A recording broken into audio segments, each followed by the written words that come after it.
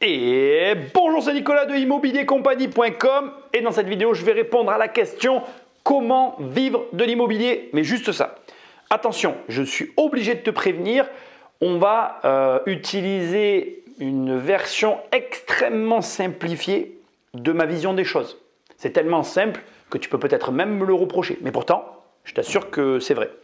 Dernier point, mais néanmoins que je dois quand même te préciser, il est évident que si tu ne crois pas que c'est possible, ben je ne peux rien pour toi. Et ça, je ne vais pas te faire tout un laïus sur le fait d'y croire ou pas, le fait que ce soit possible ou pas. Fais tes recherches et débrouille-toi. Sans plus de transition, on attaque directement. Allez, viens, suis-moi.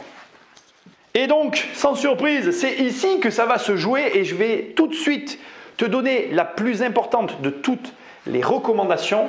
Ta défaillance, ta problématique, c'est la fiscalité. Et trop souvent, tu abordes l'immobilier par l'angle de la fiscalité et c'est une erreur qui va te coûter très cher et qui va même te coûter de passer à côté de la possibilité de vivre de l'immobilier. Regarde, je t'explique.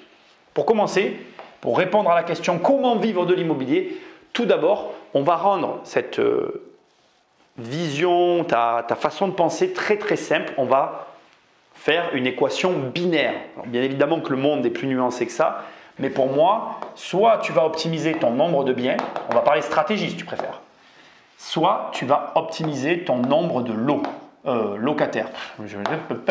Locataires. Voilà, ok? Ça se résume à ça. Comment vivre de l'immobilier? Eh bien, je te renvoie à une question maintenant. Lequel de ces deux choix tu fais? Et si tu comprends, alors nombre de biens avec un S, locataire, le S il est là, si tu comprends ce que je suis en train de te dire, et si tu derrière appliques ce que je vais t'expliquer, tu vivras de l'immobilier, ok?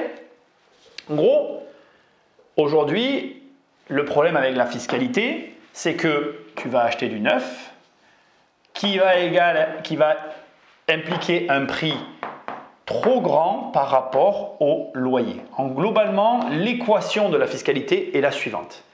Et du coup, sous couvert d'un cadeau fiscal, on te vend un bien beaucoup trop cher. Alors attention, je veux quand même mettre un énorme warning. Premièrement, il y a quand même des cas où ce n'est pas vrai. Deuxièmement, c'est aussi important, tu peux faire des affaires sur des programmes neufs. Quand même l'entendre, hein, je ne suis pas un mec fermé. Troisièmement, malgré tout, je dirais que pour ce type d'opération, 80% du temps, eh bien, on est dans cette configuration-là, contre 20% du temps qui correspond à tout ce que je viens d'énumérer ici. Mais du coup, pour moi déjà, quand le marché est déséquilibré de cette manière-là, la stratégie s'élimine d'elle-même. Est-ce que tu comprends ce que je t'explique? Si demain, je te propose une bonne affaire, mais je te dis attention, tu n'as que 20% de chances de gagner et 80% de chances de perdre. Personnellement, je ne joue pas. Alors que si tu vas dans l'ancien où justement on arrive sur une équation binaire, mais où c'est l'inverse, où tu as 80% de chances de gagner et 20% de chances de perdre, les probabilités sont de ton côté. Et si tu choisis les bonnes stratégies, eh bien devine quoi, tu vivras de l'immobilier. Donc maintenant on parle des stratégies, ça va être très simple, la vidéo va être très courte, très claire. Et tu vas comprendre, et puis après on réinclura la fiscalité dans tout ça parce que du coup, la fiscalité on la met de côté et on reviendra dessus après. C'est l'inverse en fait. N'aborde pas l'immobilier par la fiscalité, aborde-le d'abord par la stratégie. Avant d'attaquer, je veux que tu saches que je fais un entonnoir avant qu'on commence parce que c'est très important. Ça, donc augmenter son nombre de biens ou augmenter son nombre de locataires, ce sont les deux faces d'une même pièce. Donc ça veut dire quoi? Ça veut dire que si tu pars pour des stratégies de ce côté du tableau et que tu continues, ben au bout d'un moment, tu vas avoir beaucoup de biens immobiliers, tu vois, ça va revenir de ce côté puisque ça finira par arriver. Et à l'inverse, si tu optimises ton nombre de biens immobiliers, ben au bout d'un moment, tu auras forcément beaucoup de locataires. Donc ici, on est bien d'accord, je te parle et je m'adresse essentiellement à des gens qui commencent et qui réfléchissent à tout ça. Ok? Donc si tu veux optimiser par exemple ton nombre de locataires, tu vas faire du Airbnb. Alors pourquoi tu vas faire du Airbnb? Ben, c'est facile de le comprendre. Beaucoup de locataires vont passer dans ton logement, tu vas avoir peu de logements, tu vas du coup gagner de l'argent et du coup tu vas pouvoir dégager une marge intéressante pour toi. À l'opposé du Airbnb, tu vas acheter un immeuble. Là du coup tu ne vas pas chercher à avoir forcément beaucoup de locataires, mais tu vas tout de suite avoir beaucoup de biens. Et donc, du coup, tu optimises les biens immobiliers. OK? Ici, tu vas peut-être faire une division. Donc, tu vas prendre un bien et tu vas le découper. Ça va te permettre de dégager de la marge et d'encaisser tout de suite de l'argent. Tu pourras vivre de l'immobilier avec une division. Mais du coup, c'est encore une fois les biens immobiliers que tu optimises et pas autre chose. Alors qu'à l'opposé, ici, on peut mettre les colocataires, la colocation. La colocation, c'est quoi? C'est je prends un logement, toujours, le même logement que la division, mais je ne le divise pas. Je l'optimise pour avoir plusieurs locataires à l'intérieur. Donc, tu vois, pour moi, ici, on avantage le patrimoine, alors que là, ici, on va avantager les locataires. On continue. Après, tu pourrais me dire, allez, je vais me lancer dans le commerce. Eh bien, tu vas faire ici du coworking. On va montrer un bureau en coworking et tu vas recevoir, il y a un petit i à la barre, hein, tu ne la vois pas, mais elle est là. Et tu vas recevoir des gens, différentes personnes qui travaillent, ils vont payer des emplacements un peu comme de la colocation. Ici, tu vas peut-être faire des travaux. Tu fais des travaux, que tu maîtrises les coûts, tu vas gagner de l'argent sur les travaux, ça va te permettre de dégager de la marge et du coup, tu vivras de tes loyers. À l'opposé, tu vas peut-être acheter, pour justement minimiser les coûts, à l'inverse des travaux, tu vas acheter des parkings. Les parkings, ça ne coûte pas cher. Tu peux vite rentrer dans un bon cycle d'achat de parking régulier. Et du coup, tu vas avoir beaucoup de locataires, mais tu ne favoriseras pas les biens. Donc, comme tu peux le voir, il existe pléthore de stratégies. Chacune de ces stratégies te permet de vivre de l'immobilier, mais elle ne favorise pas la même source de revenus dans le choix que tu vas en faire. Et il y a un point qui est difficile, c'est que si par exemple tu fais de la colocation, tu ne vas pas t'organiser du tout de la même manière que si tu fais du commercial, qui ne va pas être la même organisation que si tu fais de l'immeuble, etc., etc. C'est à chaque fois différent. Ce qui fait qu'il y a des personnes qui vont peut-être te dire, ou même toi, tu es en train de regarder la vidéo, tu dis « Ah mais attends, moi j'ai une idée, je vais faire un mix. Je vais faire un peu de ça ici, un peu de ça ici, je vais tout mixer. » Personnellement, je te le déconseille. Je vais t'expliquer pourquoi. Je pense qu'il vaut mieux que tu sois un expert du Airbnb et que tu te concentres là-dessus jusqu'à avoir un gros truc. Parce que le Airbnb, par exemple, il y a plein de subtilités, il y a plein de montages, il y a plein de façons de l'aborder. Deviens extrêmement bon dans l'un de ces domaines, choisis celui que tu veux, c'est pas mon problème. Hein. On peut être là, etc., etc. On peut être ici, bref, tu te débrouilles. Choisis un de ces domaines, une stratégie et enchaîne.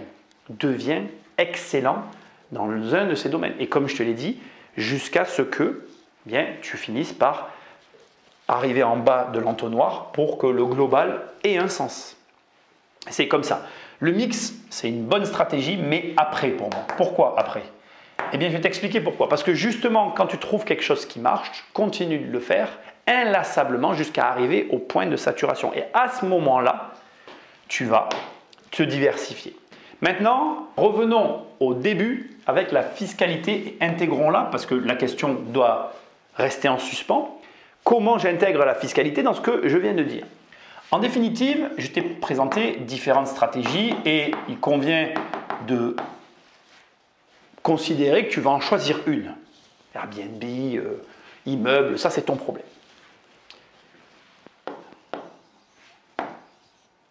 Personnellement, je ne m'embêterai pas énormément avec la stratégie tant que je n'ai pas validé le processus. Je m'explique. Tu choisis une stratégie, tu passes à l'acte. Donc tu passes un acte, d'ailleurs c'était un jeu de mots assez intéressant, tu obtiens un résultat qui va égaler de l'argent. Et cet argent doit valider ton hypothèse. Je n'écris pas en entier, tu m'as compris. Et c'est qu'à ce moment-là que la fiscalité pour moi se met en place.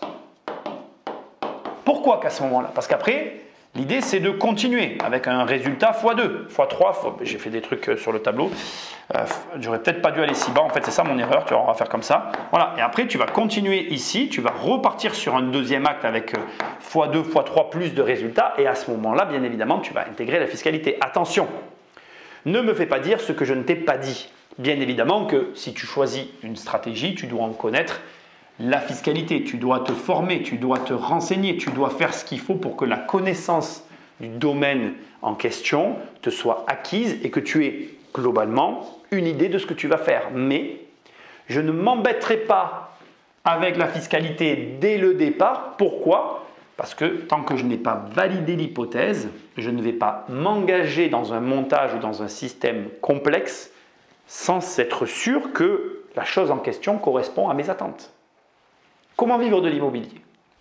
Premièrement, et avant tout, en validant l'hypothèse de base. L'hypothèse de base est la suivante. Je veux vivre de l'immobilier en Airbnb. Je pars du principe que je vais tout déléguer. Mais est-ce que j'ai déjà eu des biens immobiliers en Airbnb? Est-ce que je les ai déjà délégués? Est-ce que je suis sûr d'arriver à maîtriser la délégation telle que je l'imagine? Le problème dans tout ça, c'est que ça n'est pas ce qu'il y a dans ta tête qui va produire des résultats, bien qu'il faut que tu aies des choses dans la tête pour que ça arrive, mais c'est quand même le fait de valider tes hypothèses sur le terrain qui te permettra derrière de continuer. Donc, je reste sur mon conseil de départ, choisis une stratégie, optimise l'une de ces deux parties du tableau pour vivre de l'immobilier, mais assure-toi que lorsque tu as choisi un de ces points, l'hypothèse à laquelle tu te raccroches est la bonne, sans quoi rien ne pourra arriver. Allez, viens, on conclut. Donc voilà, tu viens de voir finalement extrêmement simplifier ma manière de voir les choses. C'est binaire, on ne peut pas dire autrement, quoi. Soit tu optimises tes biens, soit tu optimises tes locataires. Mais si on devait conclure tout ça, comment conclurons-nous? Eh bien, c'est très simple. Pour vivre de l'immobilier, il faut élaborer une stratégie. Et pour élaborer une stratégie, il va falloir développer tes connaissances. Il n'y a pas d'autre solution. Maintenant, on va faire très simple, encore une fois, pour conclure, parce que c'est vraiment important pour moi. Premièrement, soit tu ne veux pas passer par la théorie. Tu ne veux pas lire de livres, tu ne veux pas suivre de formation, tu ne veux pas, bref, tu ne veux pas tout ça. Dans ces cas-là, il va falloir passer à l'action et accepter que ça dure longtemps. C'est-à-dire que tu vas devoir accepter que, comme c'est toi qui es en train de tester et d'éprouver sur le terrain, tu vas devoir accepter que ça va durer beaucoup plus longtemps. Et quand je dis beaucoup plus longtemps, c'est qu'au lieu de le faire en 2, 3, 4 ans, tu le fasses en 10, 15 ans. C'est OK, il n'y a pas de problème avec ça. Soit, à l'inverse, tu veux passer par la théorie et dans ces cas-là, tu vas gagner du temps.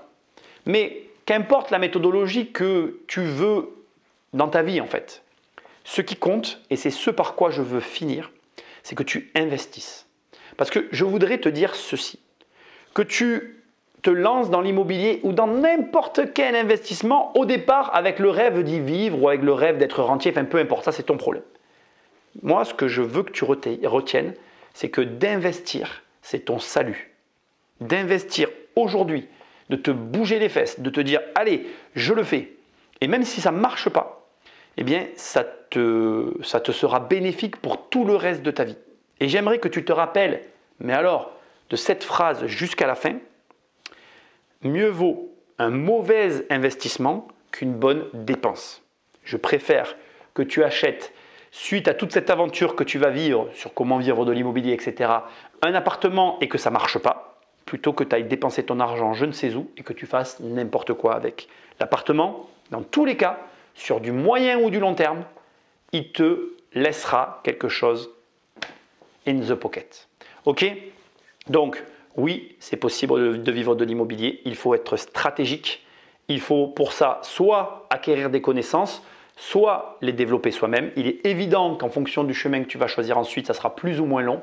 Mais dans tous les cas, bienvenue dans la famille et fais ce qu'il faut parce que je sais que tu ne le regretteras jamais.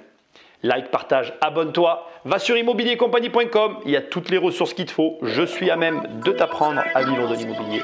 Bref, rejoins la famille et je te dis à très bientôt dans une prochaine vidéo. Salut!